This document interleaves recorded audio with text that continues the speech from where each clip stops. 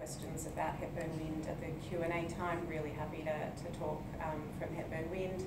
Also happy to talk from the Coalition for Community Energy perspective, which was it's a sort of network that we set up, a national network, so that we can all collaborate better because we're all quite under-resourced. And I should say that ATA is a very key component in that. ATA was one of the founding members of the Coalition for Community Energy as well. But yes, thank you for all coming.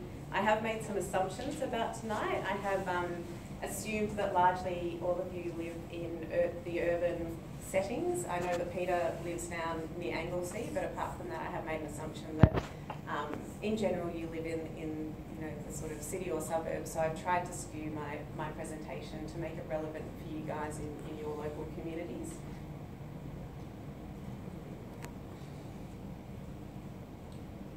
So the really exciting thing happening at the moment is that there's a bunch of policy reform happening in the Victorian space. So when our little wind farm was built had started generating in 2011, we were so positive. We were like, look what we've done. Now everyone's going to do stuff similar, and it's all sort of kicking off. I think 2 months after generation, the state government passed the strictest wind regulations in the world. We then, moved on to having a federal government that really tried to actively disable the renewable energy sector and did a very, very, very good job. But we're now in the context. You're right. Hi. No, you're right. We're now in a very exciting environment. Hopefully, a lot of these recommendations can be legislated, so they can't be sort of impacted for years to come, and if the politics changes, in the forthcoming elections. But some of the policy reform that's happening that is really going to help community groups build their own renewable energy projects is the Victorian Climate Change Act review is underway, has been completed, and we're waiting on the further recommendations. There was a review into the Essential Services Commission's role in how they give exemptions for small-scale generators to essentially sell electricity. So that's happened, which means small-scale solar is a whole lot more possible in the Victorian context. There's currently a discussion paper open at the moment around our planning regulations and what that means for community wind, and also what the rates should be for small-scale energy generators. The government has already supported Newstead and the Macedon Ranges to do some sort of solar-based projects.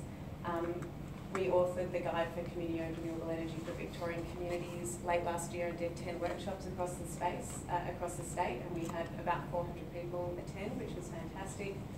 New Energy Jobs Fund from the state government has already accepted, I think, 22 community projects. They haven't done a public announcement yet, but it's looking like it's going to be 22, which is very exciting.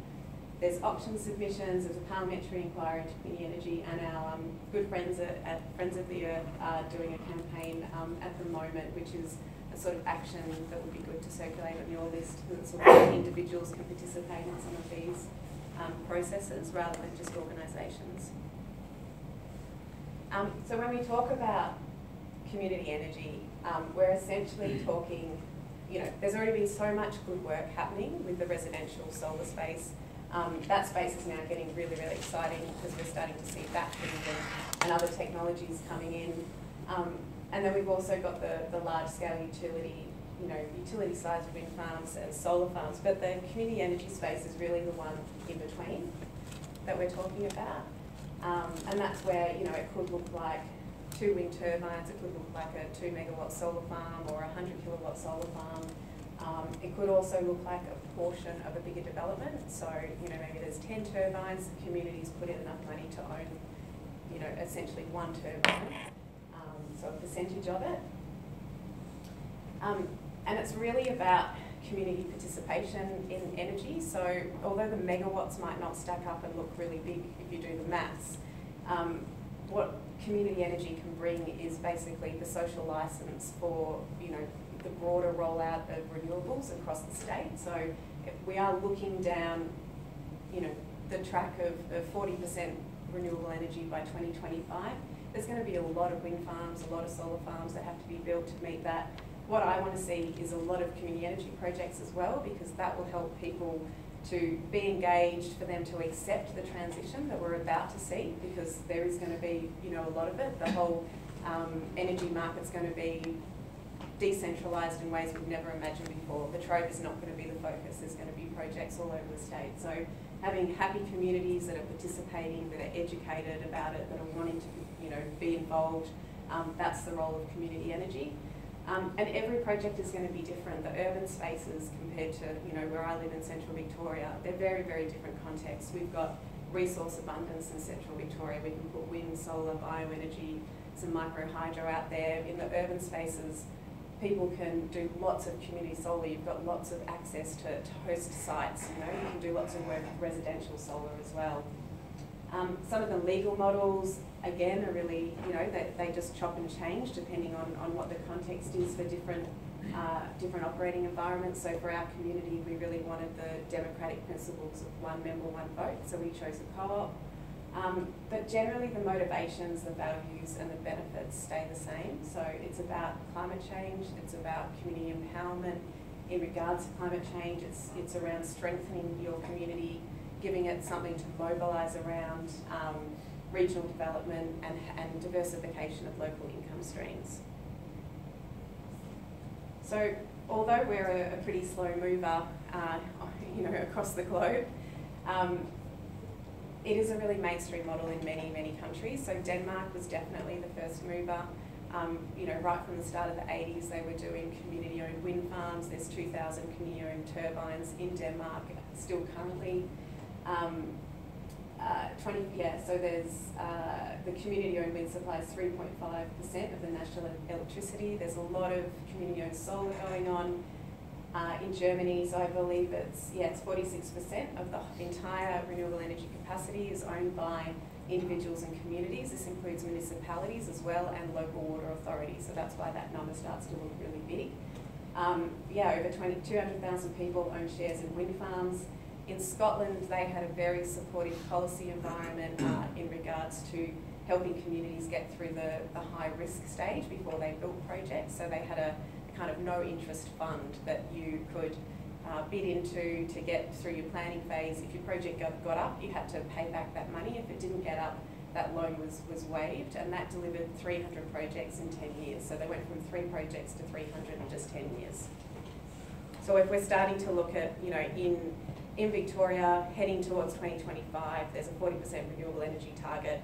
Those sorts of numbers should be really possible for our state. So how are we already doing the energy bit in Victoria? So I really love the MASH program up in Castlemaine. So it's a bulk buy solar program. They've already delivered 1.7 megawatts across the Goldfields area. Program's really simple. Once they have 100 people signing up to put residential solar on their homes, they donate a solar array to a community facility. So they've put, sort of 5 kilowatt systems on schools and various other facilities. So they're into MASH 3 at the moment. The ATA has been helping them out a little bit with that, and they're doing it's a battery and solar bulk buy system. Obviously Hepburn Wind, we're 4.1 megawatts, 2,000 members, $10 million invested. We've been generating now for 5.5 years. We're also seeing this real movement for councils becoming to pull their weight and sort of setting strong 100% renewable targets. So Lismore City Council is a really good example of that. And they're partnering with the community to deliver that. So they've got 2 community-owned 100 kilowatt solar systems on their wastewater treatment facility as well as their sports centre. And we're also seeing sustainability groups leading the way. And again, there's this real push, especially in the regional areas, to set 100% renewable energy targets. And then, definitely the sort of mixture of technologies is so completely different in all the in all the areas. So what totally renewable Yakandan will be able to do is so completely different to what would happen in Dalesford or happen in Castlemaine. But still, they're setting these targets and they're working out pathways to deliver them. So some of the operating models in the space, and I'll go into a couple of the community solar ones in more detail, are that we're seeing a lot of the donation and philanthropic kind of community solar projects. So that's Carena, the People's Solar, they're all doing a lot of those. And generally it's quite small scale, maybe between 3 and 20 kilowatts on site of community facilities. We're also seeing behind the meter community investment with solar, so that's the Repower Shoalhaven. Generally these projects are just sub 100 kilowatts, so they're normally 99 kilowatts or 98 kilowatts, so that they are within the small renewable energy certificate market. The multi-household bulk buy, as I mentioned before, the MASH program and the community council partnerships. With wind, we've got 2 projects up. So one is Hepburn Wind, that's a cooperative, and the second one was Denmark Community Wind in Western Australia, and that's a company structure with 160 investors, 2 turbines, 1.6 megawatt total capacity. And we're seeing community developer partnerships happen as well in the space, which is really exciting. Bioenergy and hydro is still under development. Hepburn Wind's working on a micro hydro sort of refurbishment project for a small unit that's at Lake Dalesford. Warburton Micro Hydro is another community scale project. There's a bioenergy project in Cowra, which is a combination of the local council, a bunch of farmers that used to farm beetroot and other items that used to be canned, and the canning facility isn't there anymore, so they need to find out what to do with their sort of harvest that they're generating still every year. So bioenergy is a good option for them, and that project looks to be between 1 megawatt and 12 megawatts when it's completed. So some of the fun things about highly engaged communities, which I'm sure you would find from sharing time with your ATA people, or if you're involved in any of the more sort of activist spaces, is that there's this real empowerment that happens when people feel like they get to participate in actively trying to do good things for the climate. The beauty about community energy is that it really does deliver regional economic benefits. I think with Hepburn Wind, we're a very good example of that. We had a local purchasing policy where $7 million local content out of a $13 million project. Everyone from the local concreter to the local graphic designer all has participated in our project, and we have a really sophisticated benefit sharing model as well, which shares the benefits. Also, as I mentioned before, that sort of theme around acting as the gatekeeper for the broader rollout of renewables, so accelerating the renewable industry development and impact is really important. So if we are all participating in our own smaller projects, it means that there's just more literacy and more awareness more broadly, and more news stories around this journey that we are all going to be forced to participate in towards a clean energy future. There's also the tapping of a new funding source, so the community investor. With the Lismore Community Solar Project, it was 2 99 kilowatt solar arrays that were due to be delivered. They opened up for investment, and within 10 days they were sold out, so it was $160,000 for each project. They only needed 20 investors, and they were capped at 20 investors for each project, and as I said, within 10 days they were both sold out, and they've had to make a spreadsheet and share it with other projects that are looking for investors. So there's definitely the desire there, and it's more about how do we sort of mobilise these projects and make them accessible.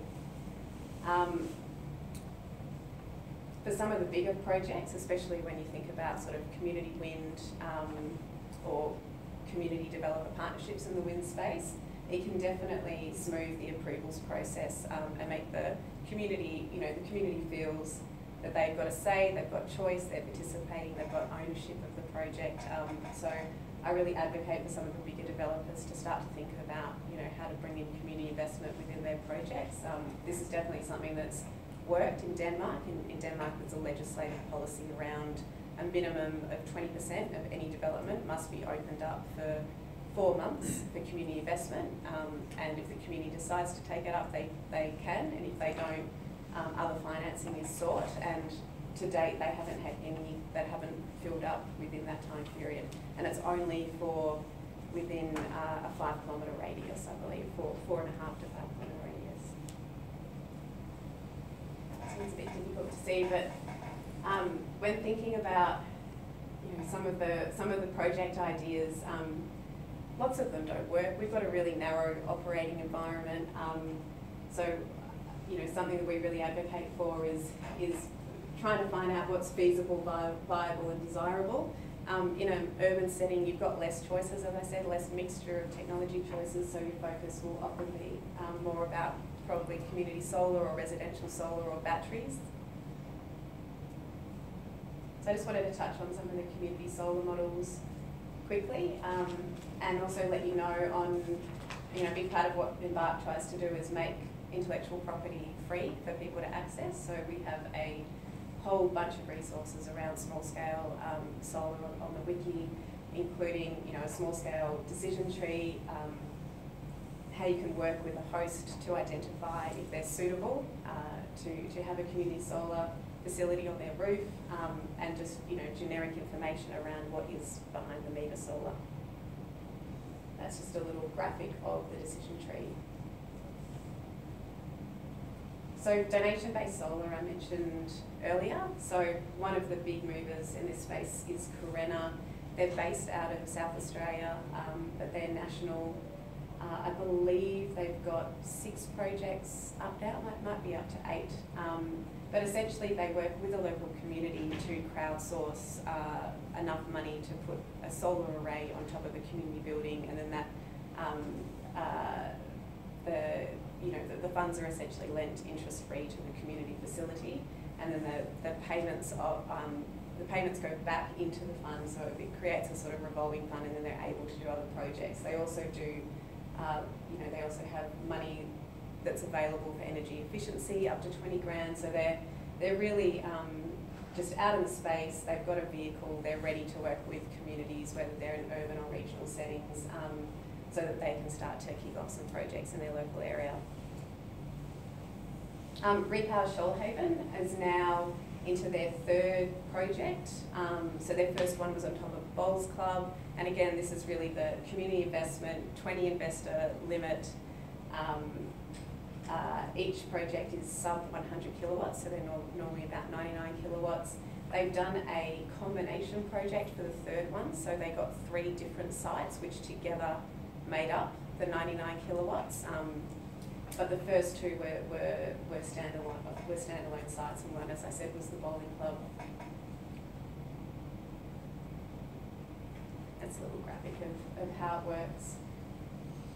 And essentially these projects are generally between 7 and 10 years in length in regards to the investment. So people will get their sort of annual dividends and then often a bullet repayment of their investment back at the end of the project. And the bowling club just goes on to owning the solar array. Clear Sky Solar is another really big one. I think they are up to about 11 projects. They're largely active in New South Wales, but they are looking at other states, and I believe they've got a project in Victoria. Again, this sort of after 7 years, the ownership gets transferred to the host site. Really good rates of return with Clear Sky. They're all volunteer run, and they've got a nifty little system that it's based around a trust model, so it's a slightly different version of the others.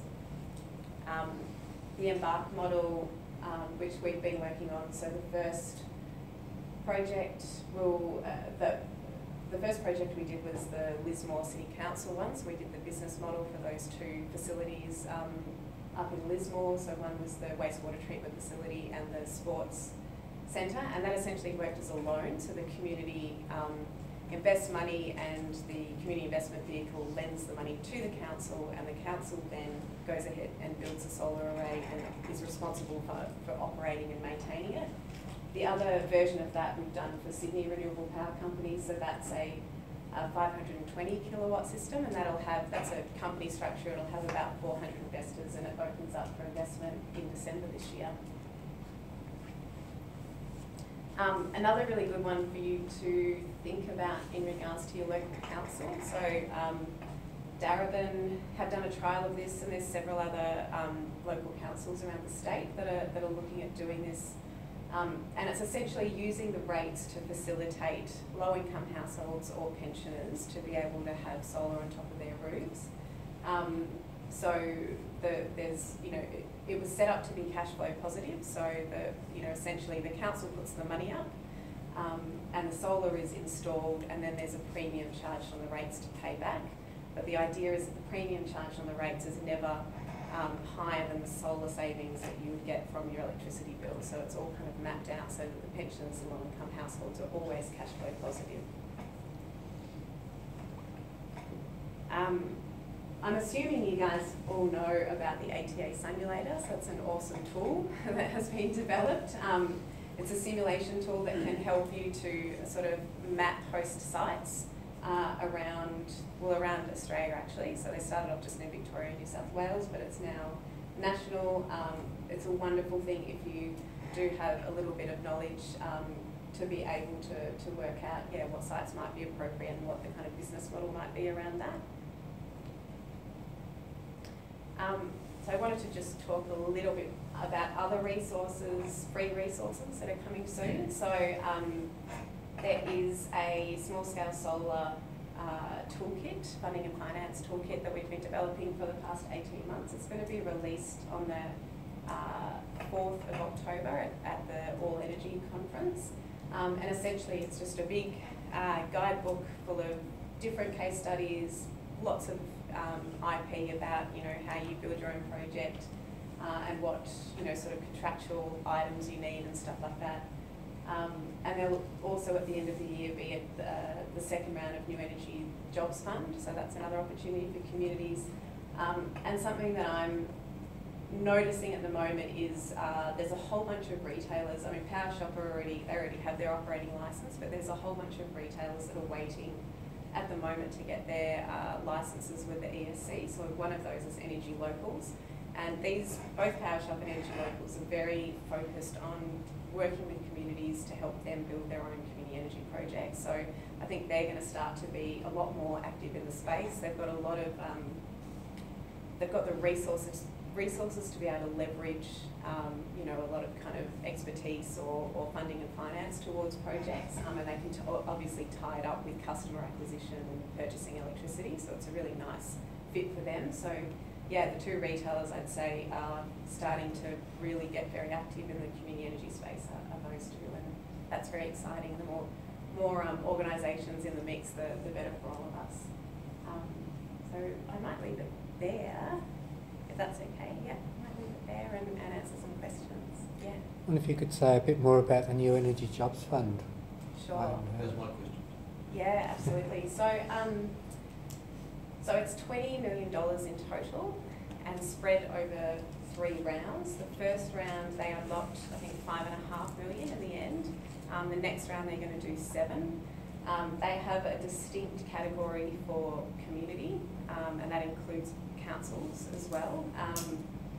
So the first round, it was capped at $100,000 for community groups, and most of the grants that have been given were around the $50,000 mark, and it was largely around business model development or feasibility studies. So some technical feasibility studies. I don't know what the criteria for community groups is going to be for the next round. They haven't released that, but they've definitely said that they're going to keep that kind of tranche going forward for community groups. What I do know is that they were completely overwhelmed by how many community groups applied. So I think 3/4 of the applications were from community, and they couldn't say yes to all of them. So I think that stimulated the current parliamentary inquiry into community energy, because clearly there's this huge desire out there in the local communities, and there needs to be some sort of financial mechanism which can unlock this. So whether it's through the reverse auctions that they're going to run, or through a community feed-in tariff, that would be 2 mechanisms that they could use, that have been used overseas. So they're getting ready to deliver a financial mechanism for community energy. So when you say they, you're referring to the state government. State government. Yeah. I invested in Hepburn Wind 8 years ago. Yeah. I never planned to make any money out of it. But one of the reasons was to try and show that it was financially viable. Mm-hmm. After 8 years, there still hasn't been any dividend paid. Yeah. Do you think community wind is financially viable, or is Hepburn just got caught out, or what are your feelings on that? Sure. So we, I mean, next week there'll be a member survey going out around how do members want to receive their return going forward, because we are at the end of this financial year going to pay our first return, thank goodness, finally. It has been a long slog. Christmas. Yeah, so we, you know, no one could have forecast the type of political and market turmoil that we were exposed to. So a lot of when I, you know, sort of advocate to the state government around having this financial mechanism that can give a secure price to community groups, because otherwise the market and the politics, it's too much risk. Communities won't want to go ahead and build their own projects, because why would you if the federal government could pull the renewable energy target or, you know, pull the carbon price and the market, you know, would completely collapse. So, so we got very exposed as the pioneering project. I was just giving an example before around, I've just finished our annual report for the year. The all-in price, which is the combined price for what we get for spot electricity as well as LGCs, for this end of financial year was $117, which is back on track. That's what the original forecasts were. Last year it was 67. So we've taken a massive hit on our bottom line. Luckily, the income levels at the moment mean that we can quickly catch up. So we've done a couple of, you know, things really well. Our original debt was 3.1 million, and we were scheduled to pay that over a 15-year period. We're now, you know, 5.5 years in, and we're down to 600,000. So that's, you know, we've been rapidly paying off debt far ahead of schedule. And now we're in a position where we can recoup money and pay back our accumulated losses because the income level's so high. So we're totally back on track, but we also want to think about growing and expanding locally. So, you know, solar at the wind farm, other projects, and to do that we need a no-risk scenario so that we can get a secure price going forward. During all the political turmoil, there was only one wind farm built in Victoria. It was called Chepstow. It was a 3-turbine project. It was, you know, it's financially viable. It got up. It got a PPA for $120. You know, it's off and flying. So the amounts that we paid to build our wind farm back when we paid them, we could have, you know, we could have built 3 turbines for the price of 2 now if we were to build now. For a project like Woodend, who they're looking at 5 turbines, 5 3-megawatt turbines, it totally makes economic sense as well. So that answers the question. We did get caught out. Nobody could have forecast what the political pressures would have been. I think we've done very well to survive in that operating environment where it dropped to, you know, pretty much half price for a couple of years. And we're quickly, you know, sort of back on track and about to make a return. Definitely, I think that the space, if you can get a confirmed price, the space is really open for future wind developments. Also for bioenergy, which can be very, very expensive. That's another one where they'll really need a secure price. Solar already kind of makes sense on lots of levels, but yeah, definitely a no-risk scenario means that lots of communities can just get on and build their own projects. Do you see that through community investment you'll be able to have a fit as opposed to the auction or the industry-controlled abolition of fit? By the way, I think there's a serious other problem there. But so if you've got, say, 100 kilowatts on 20 houses, yeah, you'll be able to pay those people a fit. a feed-in tariff. Who? The government or? No, you as the operator. As the operator.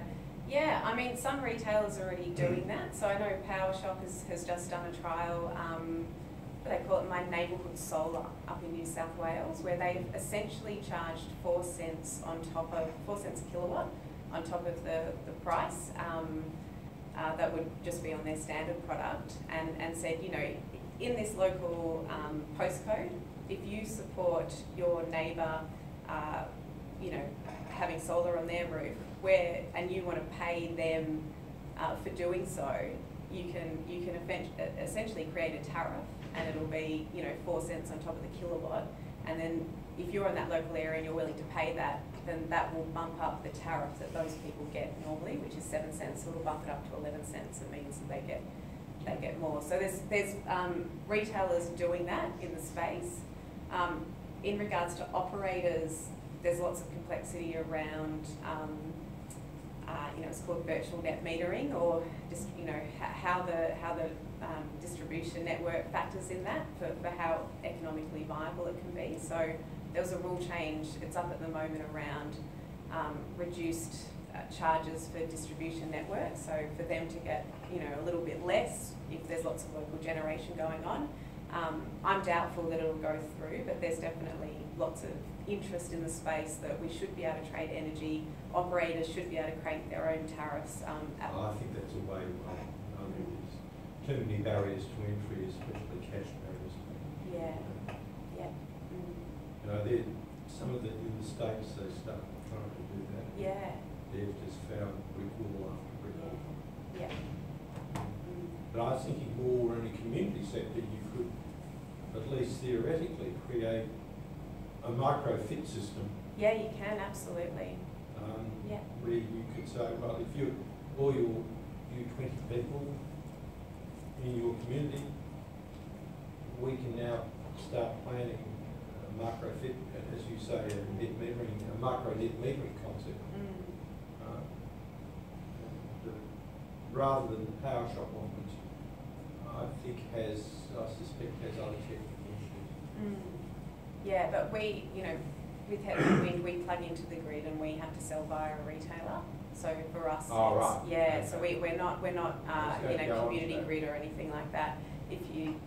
Potentially in a community grid, you could look at creating your own tariff structure within it, but we very much plug into the grid. Yeah, okay. I'd like to follow up on that because if you've got a micro fit, you couldn't do that in Victoria, surely, because the regulations. I mean, you hit the brick walls. You might be able to do it in New South Wales, but would it work here? No, well, you can't in regards to the distribution network. You could theoretically, but the business model wouldn't stack up. It would be paying through the roof to create a micro fit. Ideally in the future, I'd like to see the government deliver a community fit, and then it's just secure for a 20-year period or something like that. I think that's the sensible approach, or the option price. So I guess related to the last question is, so more generally, what are the current barriers for the uptake of community energy, community renewable energy projects, and what would be the policies that would be able to enable these projects to deploy? Yeah, there's so many. Do you want to see the list that I wrote for the parliamentary inquiry? It's like this long, which I can share with you. But look, there's so many mechanisms that could drive it, and there's so many as well that need to be sorted. So, I mentioned before the PILOR, which is the rates issue. There's a discussion paper about at the moment. Hepburn Wind's the only organisation that's exposed to that at the moment, but the reality is that local government rates were built for coal generators, and if you're a small scale operator, you have to pay the same amount. It's a fixed rate. It's $40,000. So that's an incredible fee if you're a solar farm or something like that. So there's all these very micro nuanced things that need to happen. But then on a broader level, those things can be worked out. We really need to have a really high target for community energy. We need a financial mechanism to drive it, and we need support agencies and education programs to ensure that people are engaged and are part of the transition. Some things which we're talking about, like around virtual net metering and the reduced network charges, would be fantastic. Like, they're really taking off in other spaces. That would enable things like solar gardens to just happen and really work. People are really hungry for it. Like, I know out in the Newstead community, they've got a bunch of roofs. They could effectively become 100% renewable if they were allowed to play with the electricity like that. But it's just we're not able to at the moment, but hopefully that'll be unlocked. I think the Victorian government really wants to make it happen, but again, it's a national issue.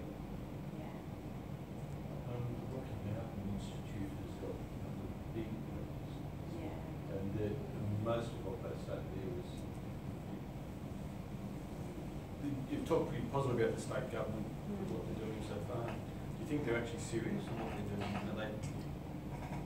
I guess my concern would be around how long it's taking them to do it, and how long they'll be in power. I think one of the things that they're not thinking seriously enough about is the potential for backlash around a huge amount of renewable energy deployment, especially around wind. With the ACT wind auction that was held recently, it's a lot smaller.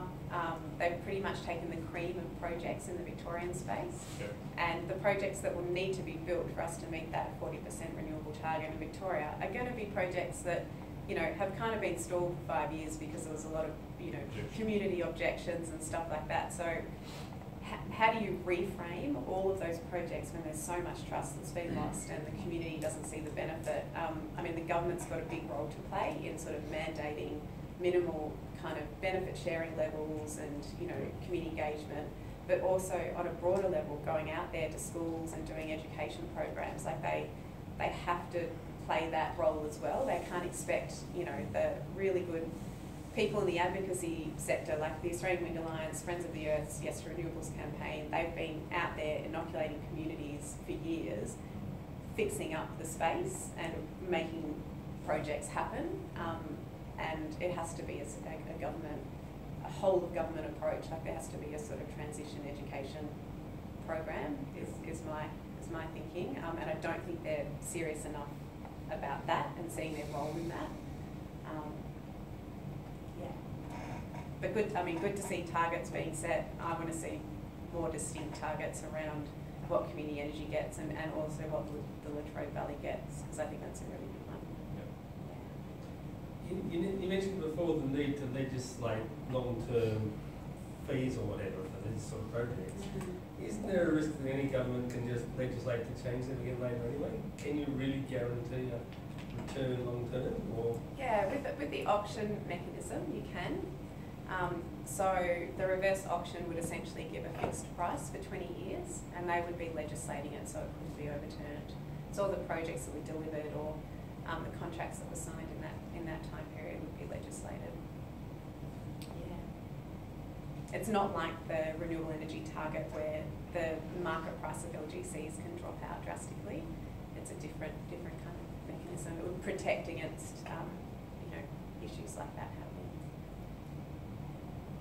Yeah, I'm interested in the 22 projects coming up. Do you know much about them? Do you know, are they mainly wind, or are they mainly regional? Are they all over the? They're all over the place. It's a real mix. I don't think there's any wind. Yeah. It's mainly solar. Yeah, it's lots of solar, lots of there's some bioenergy in there as well. There's some, you know, council-based projects as well as community projects. Yeah. What's the secret to mobilising the community to fire them up to do this? Is there a formula to get to work on? Being present, like showing up, I think, in your local community and your local events, and having a group of really committed volunteers who are well regarded in the local community, I think is some key ingredients. But definitely having local presence and, you know, start telling the story early and getting people engaged around it. I mean, I think there's so many groups which have tried the sort of farmers market stall approach, and it genuinely does work. It sort of just gets people excited. I mean, the different approaches that you would try for wind compared to solar are various. You know, the questions that you get are very different for those. But yeah, just being, I think, you know, getting out there, being present, having some key people who can help spread the word, and liaising really well with local government, your network distributor, you know, all those kind of key stakeholders early would be really good. Is it the sort of thing where you just call a community meeting and invite people along? I mean, I would say start off, depending on the technology, but probably just start off smaller, like just start having, you know, a cup of coffee or a catch up with a few people. But definitely, I guess the process for community energy has been get a core of committed individuals and then do a public kind of forum or meeting. So I've you know, gone along to a bunch of first community energy forums in regional areas and urban areas and stuff, and that's definitely process. If it was to be a big wind farm development, I wouldn't say have a town hall meeting. I'd say don't do that. Maybe have a listening post inside the town hall for a day and just be available, but don't necessarily call a big forum. Yeah. Are there companies driving this sort of development? Or are they mainly groups meeting in halls and starting that way? Yeah, no, heaps of developers are getting into the space, as are the retailers. So, yeah, especially in the solar space, there's a lot of developers that are starting to drive it. I mean, I think it's interesting now that there's, you know, in 2014, 1,500 people working in the renewables sector lost their jobs. And now I reckon probably 1,500 have all started again in the past six months in Victoria. So yeah, there's lots of businesses that are actively, you know, starting up in preparation for this. So, you know, communities can partner with them, commercial projects will get built anyway. I think, you know, it's all part of the mix. Yeah. Yes, because the environment, the political changes and everything might have been driving away businesses from doing this? Definitely, yeah. But they're all sort of coming back to Victoria at the moment and new ones are popping up and yeah, it's a very optimistic space.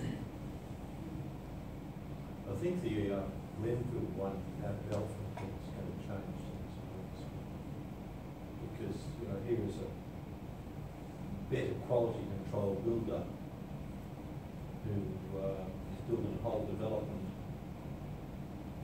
in, you know, no longer out of suburbia, we're in suburbia. We've solar connected right the way through. And that's, I think, will change a lot of market perception, and I think a lot of developer perception of what needs to be done. Yeah, so that sort of stuff's really exciting. We're starting to see those new housing developments that are integrating solar. There's some battery trials going on at the moment, you know, out in the eastern suburbs, yeah, microgrids, that kind of stuff. There's really development just north of Adelaide, it's about 8 k's out, but you know, that's Adelaide, that's the other side of the park, or whatever you call it, the other side of the border. But to have Glenville basically, you know, in a suburbia, building a huge site, where every house is going to be solar and have battery, and designed around EVs. I suspect very rapidly that will just spring demand.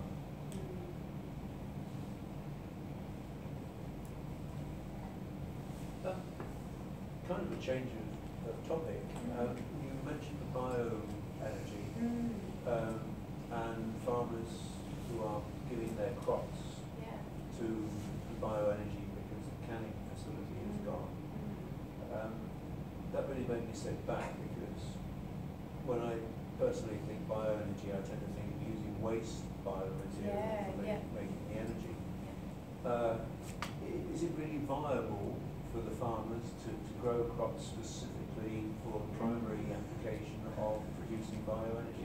Yeah, especially when you've got a whole range of inputs for the bioenergy facility. So you need to have, you know, certain inflows, so certain amounts of stock that you can basically build a contract around for 10 years so that you know that there's going to be enough waste, enough beetroots, enough, you know, straw to be able to feed the digester and machine. So within the Hepburn Shire, they're looking at a small unit. This is our local council is looking at a unit, and that's only waste to energy streams. But definitely when you start to look at the bigger ones, so the one in Cleancarra, they're looking at between 1 megawatts and 12 megawatts, and they're looking at a whole range of inflows, so including waste, but also, you know, other crops. But you've got a fruit farm, big fruit farm, Shepherd, whatever. Market demand says I've got to have apples of particular quality or look. You might be exporting X number. So you've got different ranges of cash flows as the fruit grower. you're going to have quite a bit on the ground, and they used to let that rot. That was where the danger of fruit fly was. You can now start collecting that and putting it into a biodigester, which you can now run. First of all, byproduct is fertiliser. Exactly. Yeah. So you can put it back on your farm. Second thing, you can run your cool stores from the energy. Isn't there one going up in Ballarat or something? There's already one at the hospital near Ballarat. Yeah. It's quite small. It's about 200 kilowatts, Yeah. and it's largely waste from the hospital as well as the nearby treatment facility. Yeah, it's already up. Yeah, I haven't seen the latest Both report. at Both hospital. at Yeah, both at hospital. Yeah. Yeah, so that kind of unit is really replicable and interesting, yeah, and already proven. So I think when communities can see, like with what you were talking about with the residential development, once there's examples in the space, it becomes really easy for people to understand how they can be relevant for their local areas as well. Well, I suspect for country community. Still, that's, often community energy projects aren't of that scale. I mean, Hepburn Wind was, but generally the kind of solar projects that communities are looking at, they're more like the 1 to 2 megawatt scale. So having a fund that began a lot lower, sort of 500,000, would be really, really useful for the community energy sector. So that's something we definitely advocate for. It'll be interesting to see what happens in the wash-up of ARENA now that some of their funding's been removed and stuff like that. But definitely having access to, low interest, smaller amounts of money that are designated for renewables development would be a very good thing for the sector. Yeah, I noticed none of those big projects are in Victoria. In Victoria, exactly. Yeah. Maybe next round if there is one. Yeah. Yeah. How do you persuade people to get going on something like this when they could just put solar panels on their house themselves? Oh yeah. And why should they go to the trouble of organising people in the community to do it? Totally. So I think Clear Sky Solar, who I mentioned earlier, who have about 11 projects up in New South Wales, I think they've said that maybe 80% of the host sites that they talk to about solar then just go on to do it themselves. And maybe about 20 are happy to go through a process. They don't mind that. They're happy that they've brought awareness to the site, that the business owner wants to go ahead and do solar, like it's a win anyway. For small scale solar, you have to work with a group that really gets it. So for the Lismore City Council, it was a way for them to access money so they could meet their mandate of 100% renewable energy without having to fork out all the money themselves, and they could deliver the rest of it. So it has to work, has to have mutual kind of gains for both the community group as well as the host site. Obviously, when you're talking about bigger projects like a wind project, it means that you can, leverage, lots of community income to be able to deliver a project of that scale. So it's a different kind of, proposition. So when you say there's a mandate, it's coming from the council. Yeah. So Lismore City Council set a 100% renewable energy target by 2020. Right. Yeah. Yeah, but always remember who Lismore are. They've got 3rd generation hippies living in that area. Them and Bar, and between them, the original hippies that we all went out through our first years of university, but they're all living there. And of course, we've got increasing numbers of people living in apartments and they haven't got a roof. They can live in solar on themselves, so I guess they can always buy into any community project. Yeah, exactly. So it's gives access for renters or other people to be able to participate. What about microgrids between households in the street? Yeah, awesome. Great idea. They're trialling one at the moment. So SP AusNet has just done a trial. I think they did 16. No, there was 16 houses in a court. I found this really interesting actually. 16 houses in a court. They offered all of them free solar and batteries to participate in the microgrid trial, and only 12 of the houses took up the offer of free solar and batteries. Oh, really? Was this the one at Mooraba? Yeah, at Mooraba, exactly. So, you know, even when it's free and on the table, still some people aren't there yet and don't want to participate like that. But certainly, so AusNet has led in that space. There's a whole bunch of organisations that are really getting into developing the demand management software to be able to navigate, you know, the community grid, microgrid spaces. And I know that definitely for a bunch of communities that are edge of grid already. So, you know, communities like Malakuta, which are up, you know, they're sort of at the end of a line. They have a lot of grid issues around the bushfire season or high tourism areas. For communities like that, it makes total sense right now to put a microgrid in there. And there's a bunch of others, you know, around the state that should be doing that. I have a lot of people come up to me in our community because they're like, we want a microgrid with the wind farm, you know, and it's like, well, it's a nice idea, but when we're not edge of grid, and if we make a community microgrid, there's going to be access issues and equity issues for everyone else who, you know, would normally get the electricity passing through our sort of channels. So that's not us, but definitely there's other communities like Newstead that aren't too far away that those conditions are a match for. What's the biggest impediment at the moment? Is it power companies or the legislative assembly, political issues? Look, I think power companies, as soon as the state government started exerting a lot of pressure on them, power companies really changed focus. They were holding on to this idea that their core business was never going to be batteries and they were never going to have to participate in batteries, and they very rapidly changed and are now, you know, they want to keep people on the grid. So they want to participate in the battery market, they want to participate in helping communities be virtually in their own microgrid but still connected. I think the barriers are being removed, and I think the network distributors are active in that space. They want to do it. They're talking to lots of community groups about how to make it happen. So we as electors should lobby our Member of Parliament, you mean? Sorry? We as electors should lobby our Member of Parliament. Yeah, exactly. Yeah, absolutely. And yeah, I think it's happening in the space already, and I think it makes a lot of business sense in so many communities.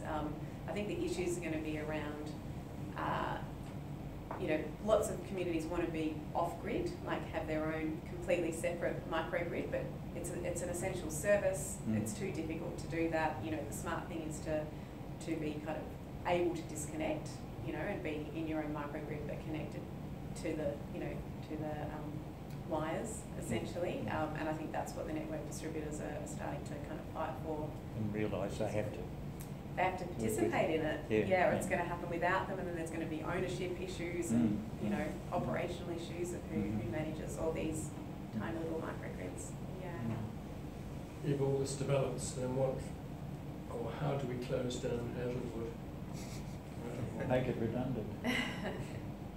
I mean, I think in regards to getting to the 40% renewable target by 2025, Hazelwood's going to have to be shut down in that period. So I think it was scheduled to be shut down by 2032, and then the rest of them, so Loyang Bay will be the last one to be shut off out of the four, and that's scheduled for 2048.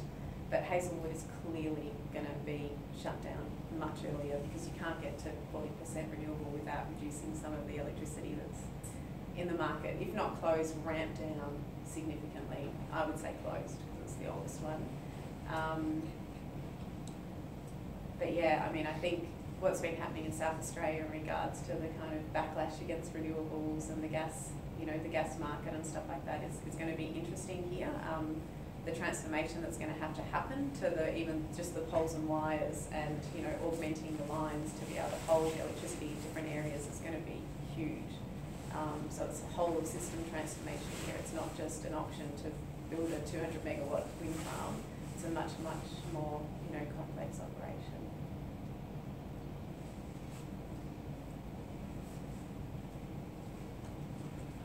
I'd like to come back to a small question, having had these big ones. The slide is still up. You were talking about retailers, Power Shop and Energy Local. Power Shop has a license, and there are others waiting for a license. Yeah. What kind of a license, and is it applicable in Victoria? So it's a energy retailer's license, totally applicable. It's just a long process to get one. They would be the licensee. Yeah. No. So they would hold the license, and because of that, they would be able to retail electricity on a large scale. Like Red Energy? Yeah, like Red Energy, like Power Shop. It's just Energy Locals is a social enterprise, so it's a bit of a different model. They're not necessarily for profit. I think I read somewhere, and I think it was Power Shop, that they estimate it cost them about 40 mil to set up as a retailer. There's insurance issues, there's a whole pile of issues. It's not a cheap exercise. So it's one of the impediments, they say. So Anova set up in the northern New South Wales. It's a community-owned retailer. They set up for I think $7 million, but it's not viable really until you hit the 20,000 customer mark. So you have to ramp up really quickly to get to your 20,000 mark. That was one of Byron. In Byron, yeah. And they had, and again they had the 3 generations of hippies there running the whole place, so it made a big difference. But I think they don't use much electricity. Yes, it was.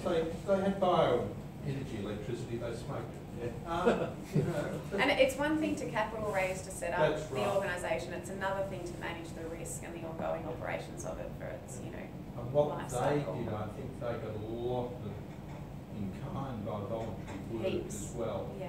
But I think it was Power Shop. Read somebody did the numbers and they said about 40 mil. There's quite a few bonds and that you have to put down with AEMO, all that sort of thing. So it's not. It's all for the small players. No. What are Power Shop actually doing? In regards to You mean in regard to community energy, My Neighbourhood Solar project that I talked about before, which they've trialled. They're just about to trial another one at the start of October. It's called My Community Energy, which will be kind of a bit of another fundraising one, but for community energy distinctly. Yep. They're talking to a range of generators as well, future generators, about how to build projects. So they're actively working with communities. Right. Which is really good, really positive. Is Red Energy doing anything in the area? It seems to go very quiet. No, it's gone very quiet. I was saying that we have been with Red Energy for 5.5 years, and we've just finished our contract with them and are switching providers, which we'll announce who it is in a couple of weeks. But essentially they bought Lumo, so they bought a linter, they bought a coal-fired power plant, and they've got, I think, 300,000 customers, so they're huge. They're just a huge sort of organisation now, and I think their original intent when we started negotiating with them about wanting to be in the community energy space, those people are long gone, and that kind of focus isn't really a priority for them. They're very much out of that space now. The we in this context is Hepburn Wind, sorry. What about Snowy? Snowy owns Red. Oh, Snowy owns Red, right. Yeah. Are there any solar thermal players in this space? CSP? Yeah, there's a lot of stuff happening in Adelaide with that, and there's also a project that was going to get up in New South Wales that got halted, but I've heard that it's looking like it's going to go ahead again. So I think there's three potential projects at different scales. None of them in Victoria, but two in Adelaide and New South Wales. What innovative new ideas have you been hearing from overseas, like for instance under the road systems in Germany that they're talking about, where cars drive over a circle and create potential? I don't know. I was in Germany for a month in July. Oh, did you? Yeah. It's so funny that you should say that. And I think I'm not even so inspired by the innovative stuff. I'm really inspired by the stuff that we could just be doing already here, and how normal it is over there. And when you sort of look around, you're like, EV charging stations, But it solar, even though it's so cloudy everywhere, wind turbines next to a train track, you know, like that kind of stuff. I'm just like, it's so nice to have what's normal reset, given the Australian context, and kind of be able to come back here and be like, oh no, that's normal. We'll just head towards normal, you know, and make it happen here. So I think, I love the innovative stuff. I think it's really interesting, but I'm more interested about how do we just get as much as what's already proved on the ground and operating as quickly as possible. There's probably a few others like wind and tidal and others that are serious power if you can get onto it. Yeah. That could work in the right locations. Is anyone doing that overseas? Yeah, and I mean there's a 1 megawatt trial happening off the coast of Warrnambool with tidal power. There's one in WA, but in just off Cornwall and also off the Netherlands, there's 2 large scale tidal projects. Stuff. They're not community, no, they're all sort of in the R&D space still at the moment, so they're very expensive, but yeah, equally as exciting. But if you can get onto it, it's gigawatts with tidal, megawatts, it's serious power. Yeah, exactly. Yeah. It's a pretty severe environment. But it's a tough environment. Tough environment, exactly. Yeah. Technically, it's hard. The thing that happened to Carnegie Wave in Reunion was, I think, shocked everyone. That, you know, you had an exceptionally strong underwater current and ripped the whole thing up. Yeah, and I think even I've had a chat with the crew down in Warrnambool, and the hardware that they're using under the water, they haven't done any testing to see what happens in, that kind of saltwater environment, and so it's degrading really, really, really quickly. They don't really have an answer for that, so they're sort of like, we know it's only going to last a couple of years, but we want to see how it works. We're not worried about the fabric, but that's pretty experimental. I have a friend who's got a lease up in Torres Strait. He can generate enough power for Thursday Island and tidal desal as well. Yeah. There's incredible tidal flow through there. Awesome. So he's on it. It's tough stuff.